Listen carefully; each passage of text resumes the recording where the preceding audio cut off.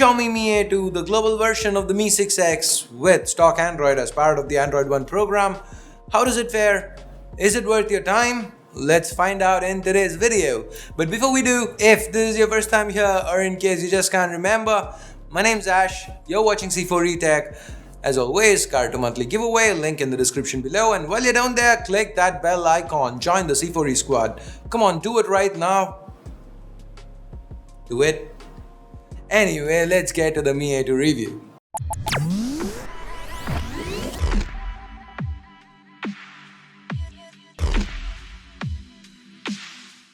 Now the Mi A2 is basically, like I said, a Mi 6X with stock Android, so the build and design are exactly as they are on the Mi 6X. So let me quickly roll a clip from the Mi 6X review. Let's get this out of the way. Right at the start, let's address the elephant in the room. No headphone jack. Come on Xiaomi, why? Why? Was this phone too slim to not be able to fit it in? It's 7.3mm thick, just like the Mi 5X, and that had a headphone jack. Were the bezels too small? Not really. But it is what it is. This phone comes with no headphone jack, and that is sad. Just sad.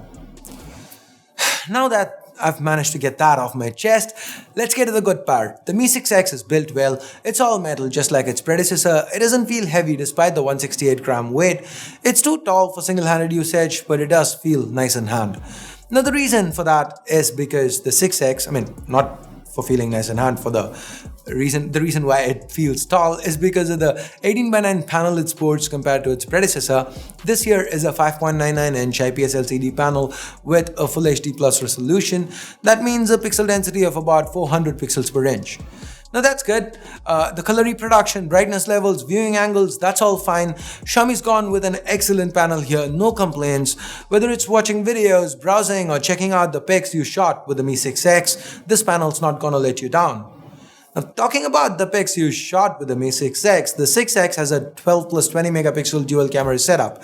The primary is a 12 megapixel Sony IMX486, while the secondary is a 20 megapixel Sony IMX376. Both sport lenses with an f1.75 aperture. Now I could re-roll all the pictures we shot with the 6X, but I'm sure you guys want to know if something's changed with the A2. Yes, Xiaomi still handles processing, but just to be safe, I redid the entire camera part again. Just like on the 6X, under good light, the camera is excellent. There's a lot of detail, the depth of field is shallow, in other words, a very good bokeh. The dynamic range is quite impressive too. Just look at this shot. Given how happy I was with the cameras on the 6X, I expected the A2 to perform as well, and it didn't let me down. Now, even under low light, the performance remained good. The noise was a little higher, but the end results were still great. The Mi A2 managed to retain a lot of detail. That's thanks in large to the pixel binning from the second sensor, the reason why it exists. That said, I would still prefer telephoto.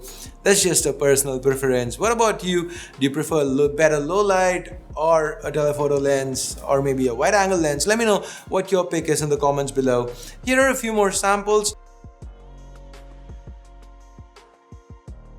Now, there is also a portrait mode included. Of course, it's 2018 after all. The edge detection was okay. Now, if you remember, with the 6X, we had a bit of background overexposure issues. Xiaomi's fixed that here, but that meant the subject is a tad underexposed now, and I don't love that.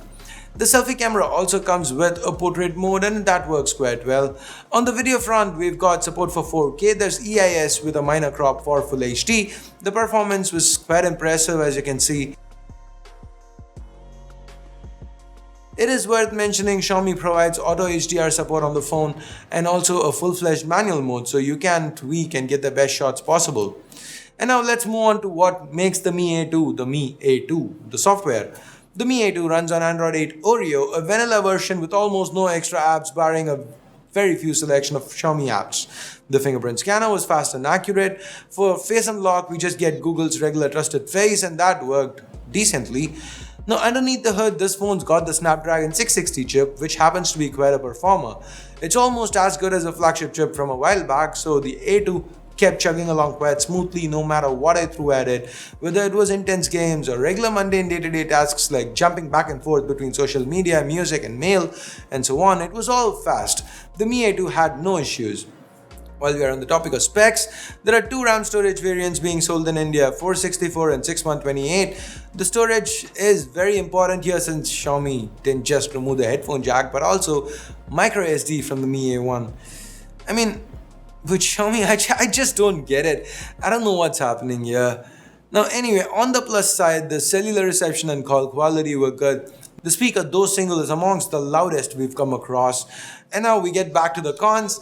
There's a 3010 mAh battery inside. This is about 70 mAh, lesser than the capacity found on the Mi A1. Now the battery life is one area where the Mi A2 performed worse than the Mi 6X. Guys, remember this, whether it's ColorOS or MUI or MIUI, each brand's own unique Android skin tends to squeeze a little bit extra out of the battery. Now that's the reason why we need to say enable permissions in MIUI for some apps. You know, the reason why VLC Player blacklisted Huawei phones from downloading the app on the Play Store, right? So things like that. Now, with these optimizations down, the battery life on the A2 is not as good as it was on the 6X, which wasn't great to begin with. With a larger display than the A1 and a more powerful processor, I don't get why the battery capacity took a hit. I mean, even the Redmi Note 5 Pro comes with a much higher capacity battery, right? With light to moderate usage, you could still get through a day, but you need to be careful and keep an eye on things. At least here in India, for what it's worth, Xiaomi has Mi A2 with Quick Charge 4.0, but that adapter is not included in the box. You'd have to buy it separately, which again adds to the cost. Anyway, talking about costs, let's talk price. So what do we have here? Good build quality, nothing that stands out. Excellent cameras and good performance. Solid internals, yeah. But the battery life should have been better. For this, Xiaomi is asking 17,000 rupees. The 432 that we saw with the Mi 6X is not sold in India. I mean, at least it's not available as the A2. So this year, the A2 starts 2,000 rupees higher than the A1. Better optics, much better Snapdragon 660 inside. Despite the cons, it kind of makes sense, the increase in price. The A2 is a great phone, but one with a few compromises, micro SD, battery life and the headphone jack, to name a few. If you are able to look past these, the A2 will serve you well, but if not, there is stiff competition here in this segment. Maybe you'd like to see an in-depth comparison between this and the other phone, the Play phone, you know, the one I'm talking about. If yes, let me know. Or if you have a different phone in mind, let me know which phone you'd want to see me pit the A2 against in the comments below. I'll try to get that done. So I guess that's it for my 2 cents on the Mi A2. And it's time I bid you adieu. If you hated this video, you know what to do. But if you did like it, please give this video a thumbs up, share it with friends and family, subscribe and hit that bell icon to turn on notifications. Until next time, my name's Ash. You've been watching C4E Tech and I'm signing off for now. You guys have a great day. Bye-bye.